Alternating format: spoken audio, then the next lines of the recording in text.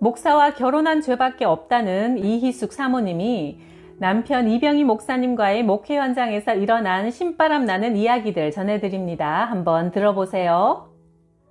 나는 1960년대 이화여대 약대를 다닐 때 미국 선교사님 댁에서 영어 성경 공부를 했다. 선교사님은 우리에게 계속 꿈을 가져라는 도전을 주셨기 때문에 나는 대학을 졸업하면 미국에 유학을 가겠다는 꿈을 가지고 열심히 공부했다. 하나님의 은혜로 문교부 시험에 합격했지만 재정적인 문제는 해결할 방법이 없었다. 그래서 나는 선교사님의 도움을 받기 위해 찾아갔다. 선교사님, 늘 우리에게 믿음 안에서 꿈을 가지라고 하셔서 졸업 후에 미국 가서 공부할 꿈을 갖게 되었고 시험에 합격했어요. 그런데 우리 아버지는 시골에서 농사를 짓기 때문에 돈이 없으니 미국에 갈 수 있도록 재정적으로 도움을 받기 위해 왔습니다. 그랬더니 선교사님은 희숙 축하해요 한 후 거실에서 잠깐 기다리라고 하더니 옆방으로 들어가셨다. 나는 돈을 얼마나 많이 주실까 큰 기대 속에서 기다렸다. 그런데 선교사님은 큰 성경책을 내 앞에 펼쳐놓고 마태복음 7장 7절부터 11절까지 구하라 그러면 너희에게 주실 것이요 찾으라 그러면 찾을 것이요 문을 두드리라 그러면 너희에게 열릴 것이니를 읽어주시며 희숙 나한테 도움을 구하지 말고 하늘에 계신 너의 아버지한테 구해요. 너는 이제 예수를 믿기 때문에 하나님이 너의 아버지가 됐으니 그분께 구하세요. 성경에 기록된 하나님의 약속의 말씀은 보증수표와 같은 것이니 꼭 주실 겁니다. 하시며 내 손을 꼭 잡고 간절히 기도해 주셨다. 나는 자존심이 상해 뒤도 돌아보지 않고 집으로 돌아와 이불을 뒤집어 쓰고 엉엉 울었다. 그러다가 하나님의 약속의 말씀은 보증수표와 같다고 하니 한번 믿고 구해나 보자는 마음이 생겨 집 가까이 있는 교회의 새벽기도에 나가기 시작했다.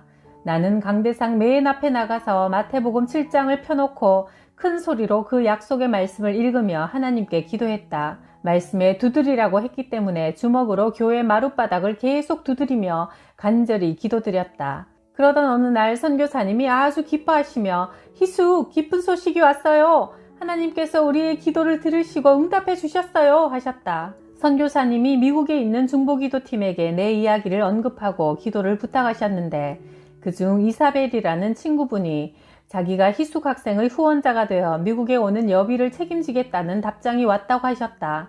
나는 미국에 와서 병원 약국의 보조약사로 일자리를 얻었지만 점심시간이 되면 돈을 아끼기 위해 식당으로 가지 않고 자판기로 가서 동전을 넣고 땅콩, 크래커, 치즈 등으로 배고픔을 겨우 달래며 일했다. 그렇게 며칠 동안 지내다 보니 기운이 하나도 없어 하루는 견디다 못해 점심시간에 병원 기도실로 가서 하나님께 간절히 기도했다. 하나님 아버지, 이렇게 부유한 미국에 와서까지 배가 고파야 합니까? 월급은 한 달 후에나 준다고 합니다. 정말 배가 고파요 하며 울면서 기도했다. 그런데 성령께서 이제 그만 울고 병원 원장인 잭 한 박사 사무실을 찾아가서 도움을 구하라고 하시는 것이다. 나는 순종하여 그분 사무실을 찾아갔다. 원장은 반갑게 맞아주면서 미스 김 내가 무엇을 도와줄까요? 하셨고 나는 서투른 영어로 한국에서 가지고 온 돈은 얼마 되지 않아 매 끼니를 사 먹을 수가 없으니 월급을 미리 선불로 줄 수 없겠습니까? 라고 물었다. 원장은 나를 물끄러미 바라보더니 책상 서랍을 열고 명함을 꺼내어 뒤에다 무슨 글을 써서 주면서 이것을 사용하세요 했다. 돈이 필요하지 그 명함이 무슨 소용이 있는가 하고 실망해서 약국에서 같이 일하는 미국 약사에게 보여주니 깜짝 놀라며 희숙 이건 돈보다 훨씬 더 좋은 특별 패스야. 한 달 동안 액수에 제한 없이 마음껏 음식을 먹을 수 있는 무료 패스라고. 그래서 나는 그 친구와 함께 병원 식당에 가서 닭튀김, 샐러드, 파이 등을 가득 담아서 계산대 종업원에게 원장이 준 명함을 보여줬더니 미소를 지으며 오케이 패스 하는 게 아닌가. 그 후로 나는 매일 아침, 점심, 저녁 식사는 물론 언제든지 그 병원 안에 있는 식당에 가서 마음 놓고 원하는 대로 실컷 먹었다. 미국에서 목회할 때 미국 교회를 빌려 쓰다가 교회가 부흥하여 성도들이 많이 늘어나자 건축을 하게 되었다. 건축 문제를 놓고 금요 기도회 후에 성전에서 홀로 남아 철야하며 하나님의 도움을 간구하며 눈물로 기도하다가 잠이 들었다. 그런데 꿈에 돌아가신 어머니가 흰옷을 입고 3번씩이나 나타나셔서 희수가 왜 울고 있느냐 울지 마라 아버지가 너를 도와주실 것이다 말씀하시고 사라지셨다. 그리고 96년 봄에 남편 목사님을 따라 한국에서 부흥회를 인도하기 위해 함께 갔다가 수원 친정집에 들렀다. 그리고 아버지께 우리 교회가 25,000평의 큰 땅을 구입하고 성전을 건축하는데 경제적으로 어려움이 많으니 논을 좀 팔아서 건축 헌금을 하셨으면 좋겠다고 말씀드렸다. 그랬더니 아버지는 나는 내가 힘들다고 여태껏 조상들로부터 물려받은 땅을 한 번도 판 적이 없다. 만일 너희가 한국에 나와서 목회를 한다면 내가 그 땅에 교회를 지어주마 하시면서 아직 믿음이 없으신 아버지는 단호히 거절하셨다. 아버지, 하나님의 집을 짓는 일은 아무나 동참하는 것이 아닙니다. 아버지가 지금 논과 밭을 많이 가지고 계시지만 이 땅을 떠나가실 때는 한 평도 못 가지고 가십니다. 그러나 아버지가 살아계실 때 땅 얼마라도 팔아서 아버지 이름으로 하나님 일에 바치시면 하늘나라에 다 쌓일 것이고 아버지의 자손들도 하나님의 복을 받게 될 겁니다. 당시 수원에 경기대학, 간호대학 등 많은 학교들이 들어서기 시작하자 학교 부근에 아파트와 빌라를 짓느라 건축업자들이 땅을 사들이기 시작했다. 하루는 업자가 아버지를 찾아와 현 시가보다 3배를 더 드릴 테니까 논을 파세요. 그래서 아버지는 고민을 하시다가 자녀들을 불러놓고 가족회의를 열었다. 그때 형제들이 모두 아버지, 그 논을 시가보다 3배나 올려서 사겠다고 한 것도 다 하나님께서 하신 일이니 이번 기회에 그 땅을 팔아서 미국에 있는 이병희 목사와 희숙 사모가 교회를 건축하는 데 보냅시다 라고 했다. 그러자 아버지도 그렇게 하기로 결정하고 그 땅을 팔아 아버지의 이름으로 2억 원을 건축 헌금으로 드렸다. 지금도 우리 형제들은 만일 시가보다 3배로 더 준다고 하지 않았다면 절대로 아버지는 그 논을 팔지 않았을 거라고 하면서 완전히 하나님께서 역사하신 사건이라고 이구동성으로 간증하며 하나님께 영광을 돌린다. 우리 가정 역시 건축 헌금을 놓고 기도하는 중에 성령님께서 아들 재민이가 대학교에 들어가면 등록금을 내기 위해 준비해둔 2만 달러, 약 2천만 원을 생각나게 하셨다. 오, 하나님 아버지, 그건 안 됩니다. 그 돈은 아들이 올 가을에 대학에 입학하면 첫 해 등록금으로 준비해 놓은 것이기 때문에 그 돈에는 손을 댈 수 없습니다. 했다. 그런데 예배를 드리고 집에 돌아온 남편 목사님이 나를 쳐다보면서 여보, 할 말이 있는데 화내지 말고 들어요. 재민이가 대학에 들어갈 때 등록금으로 쓰려고 준비해둔 2만 달러를 건축헌금으로 드리라는 성령님의 감동이 왔다고 하는 게 아닌가. 제게도 그런 감동이 왔는데 당신에게도 같은 감동이 왔으니 순종해야겠습니다. 대답했다. 그래서 그 돈을 은행에서 찾아 주일날 건축헌금으로 드렸다. 어려운 결정이었지만 순종하고 나니 우리 마음은 너무나 기뻤다. 몇 달 후 아들이 가기로 한 페퍼다인 대학에서 등록금 고지서가 날아왔다. 우리는 최소한 10,000달러, 1,000만 원의 비용을 생각하고 있었는데 단지 750달러, 75만 원만 내라는 통지서가 왔다. 7,500달러라고 보내야 하는 걸 잘못 기록해서 분명히 동그라미가 하나 빠진 거야. 학교에 전화를 걸어서 알아봐. 그래서 학교에 알아보니 당신 아들 로버트가 특별 장학금을 받았습니다 하는 것이다. 아들은 우리가 자기를 위해 준비해 놓은 등록금을 교회 헌금으로 다 바쳤다는 말을 듣고 너무나 속이 상하고 화가 나서 견딜 수가 없었단다. 그런데 가만히 생각을 해보니 화만 내고 있을 게 아니라 자기의 어려운 형편과 상황을 학교에 알리고 도움을 청해야겠다는 마음이 들더라는 것이다. 그래서 밤새도록 6장이나 되는 긴 편지를 써서 학교 장학위원회 앞으로 보냈다.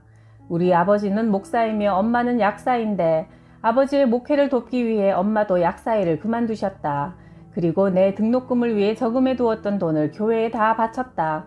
이제 나는 등록금이 없어 페퍼다인 대학에 갈 수가 없는데 학교에서 내가 공부할 수 있도록 특별 장학금을 주면 앞으로 훌륭한 지도자가 되어 모교의 이름을 빛낼 것이며 절대로 학교 측에서 후회하지 않도록 최선을 다할 것이니 믿고 도와주기를 바란다는 내용의 간곡한 호소문을 학교에 보냈다는 것이다.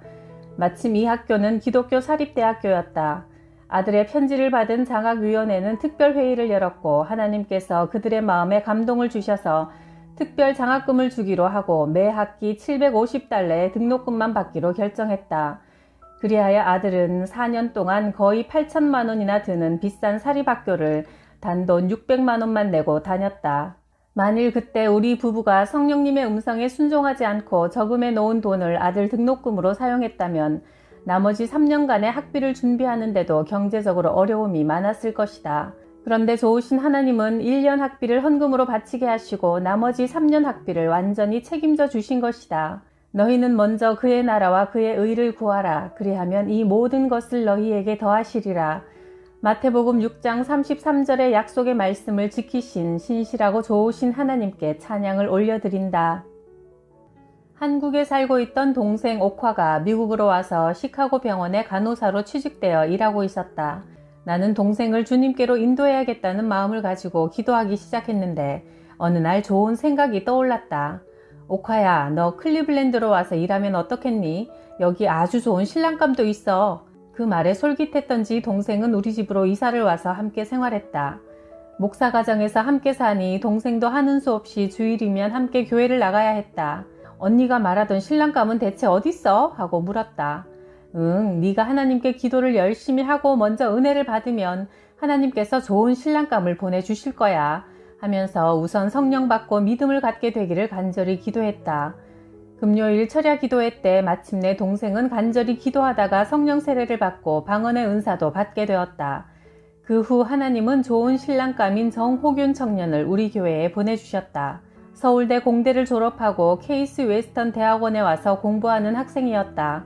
언니, 정호균 청년이 음악회에 함께 가자고 하길래 나를 계속 만나고 싶으면 수요일에 교회에 나오세요 했어. 그래서 수요 예배 때 둘이 나란히 앉아서 성경 공부도 하고 금요 기도회 때도 나와서 성령 세례도 받았다. 마침내 옥화와 그 청년은 우리 클레블랜드 한인교회에서 아름다운 결혼식을 올렸다.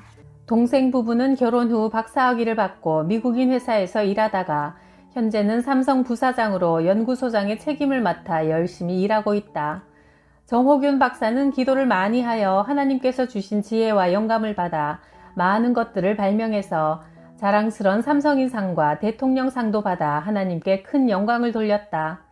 옥화 동생은 지구촌 교회에서 권사로 또 목장으로 열심히 믿음 생활을 잘 하고 있어 하나님께 감사드린다. 성탄을 앞두고 분주한 어느 날 갑자기 배가 아파오기 시작했다. 소변을 보니 피도 섞여 나왔다. 의사가 사진을 찍더니 담석증이라며 큰 돌이 2개나 있으니 수술 날짜를 빨리 잡자고 했다. 그러나 성탄을 앞두고 도저히 바쁜 교회 일 때문에 수술 받기가 곤란했다. 의사는 진통제를 주면서 당신이 목사 사모니까 하나님께 기적을 베풀어 달라고 기도해 보세요. 만일 소변을 볼 때 기적적으로 돌이 나오면 수술하지 않아도 됩니다 하면서 조그만 조리와 병을 주는 것이다. 집에 와서 나는 소변을 볼 때마다 돌이 나오게 해달라고 기도했다. 새벽 기도회를 가려고 일어나 화장실에 들어갔다. 조리를 대고 앉아서 주여 제발 돌이 소변과 함께 나오게 도와주세요 기도했더니 내 귀에 똑 하는 소리가 들렸다.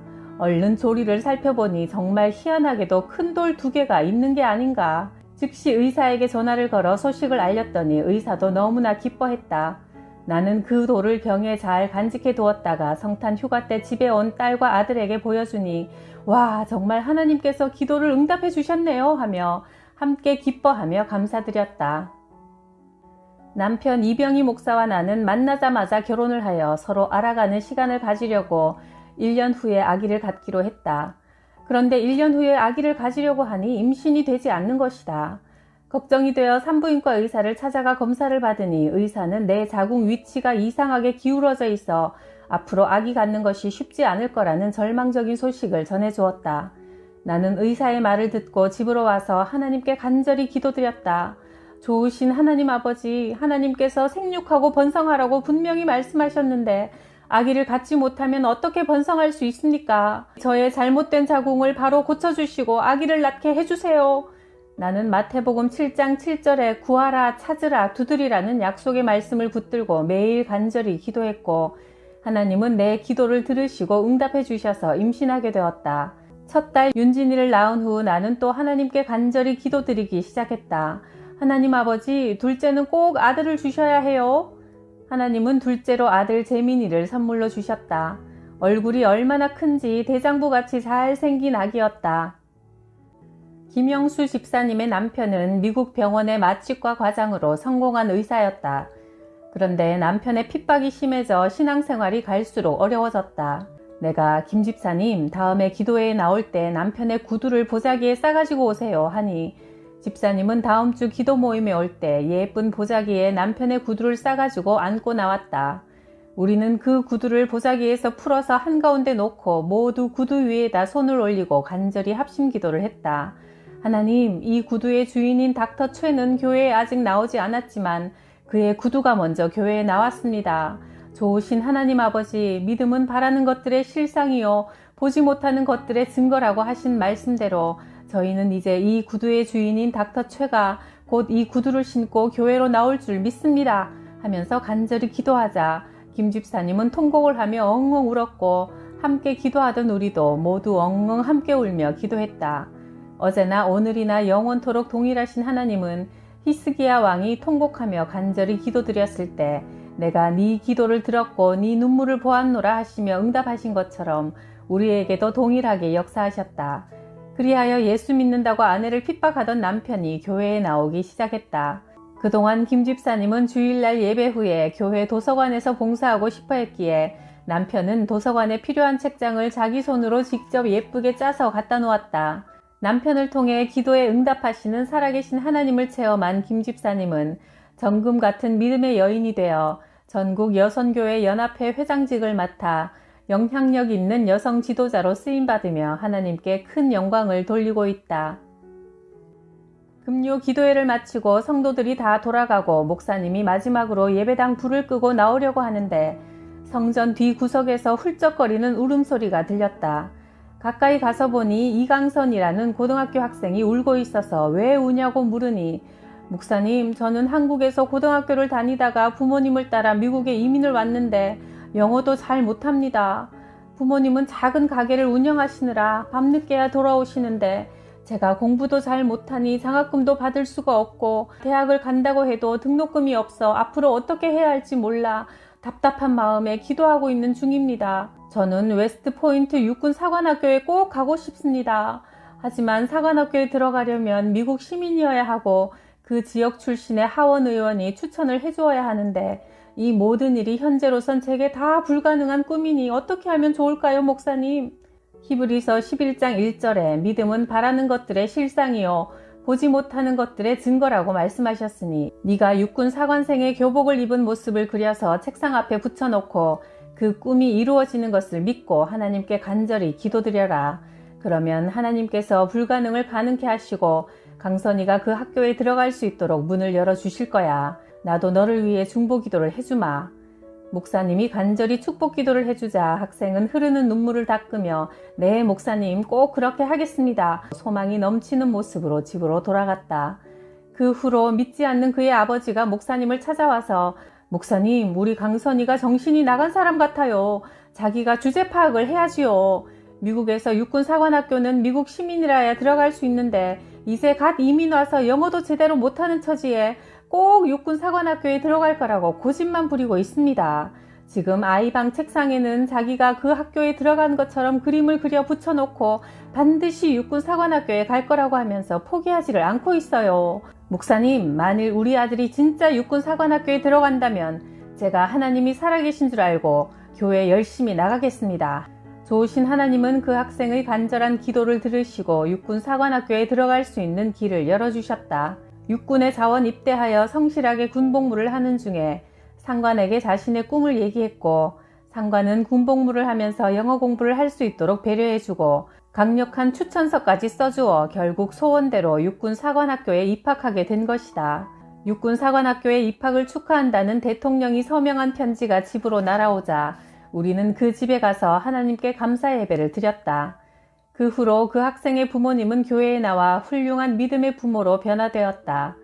이강선 학생은 지금 워싱턴에 있는 육군 본부에서 중령으로 근무하고 있으며 곧 대령으로 승진할 거라고 하며 하나님께 감사와 영광을 돌렸다.